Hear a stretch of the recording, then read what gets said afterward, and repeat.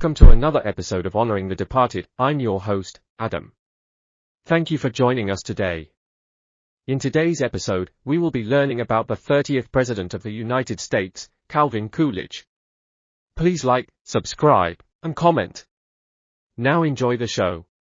Calvin Coolidge. Born John Calvin Coolidge Jr., born July 4, 1872, and died January 5, 1933. He was the 30th President of the United States, serving from 1923 to 1929. A Republican lawyer from Massachusetts, he previously served as the 29th Vice President from 1921 to 1923 and as the 48th Governor of Massachusetts from 1919 to 1921. Elected Vice President in 1920, he succeeded to the presidency upon the sudden death of President Warren G. Harding in August 1923. Elected in his own right in 1924, Coolidge gained a reputation as a small government conservative with a taciturn personality and dry sense of humor that earned him the nickname Silent Cal. His widespread popularity enabled him to run for a second full term, but Coolidge chose not to run again in 1928, remarking that 10 years as president would be longer than any other man has had it, too long.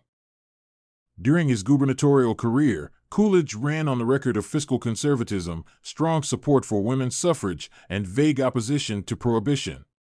His prompt and effective response to the Boston police strike of 1919 thrust him into the national spotlight as a man of decisive action. During his presidency, he restored public confidence in the White House after the many scandals of the Harding administration. He signed into law the Indian Citizenship Act of 1924, which granted U.S. citizenship to all Native Americans, and oversaw a period of rapid and expansive economic growth known as the Roaring Twenties, leaving office with considerable popularity.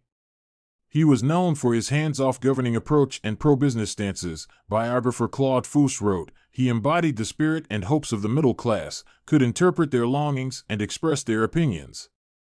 That he did represent the genius of the average is the most convincing proof of his strength." Scholars have ranked Coolidge in the lower half of U.S. presidents. He gains nearly universal praise for his stalwart support of racial equality during a period of heightened racial tension in the nation, and is highly praised by advocates of smaller government and laissez-faire economics. Supporters of an active central government generally view him far less favorably. His critics argue that he failed to use the country's economic boom to help struggling farmers and workers and other flailing industries, and there is still much debate among historians as to the extent to which Coolidge's economic policies contributed to the onset of the Great Depression. After his presidency, Coolidge retired to a spacious home in Northampton, the Beaches. He kept a Hacker runabout boat on the Connecticut River and was often observed on the water by local boating enthusiasts. During this period, he also served as chairman of the Nonpartisan Railroad Commission, an entity created by several banks and corporations to survey the country's long-term transportation needs and make recommendations for improvements.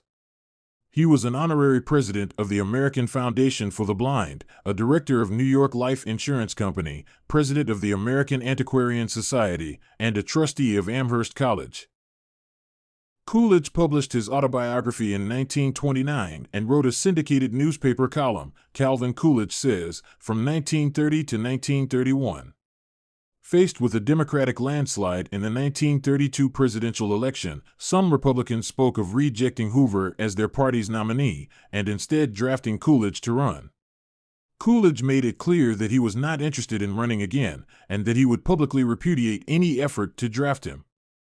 Hoover was renominated, and Coolidge made several radio addresses in support of him.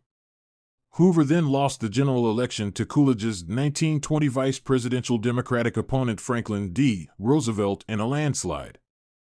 Coolidge died suddenly from coronary thrombosis at the Beaches on January 5, 1933, at 12:45 p.m., aged 60.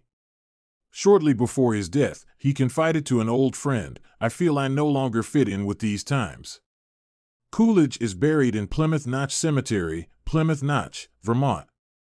The nearby family home is maintained as one of the original buildings on the Calvin Coolidge Homestead District site. The state of Vermont dedicated a new visitor center nearby to mark Coolidge's 100th birthday on July 4, 1972. Thank you for joining us.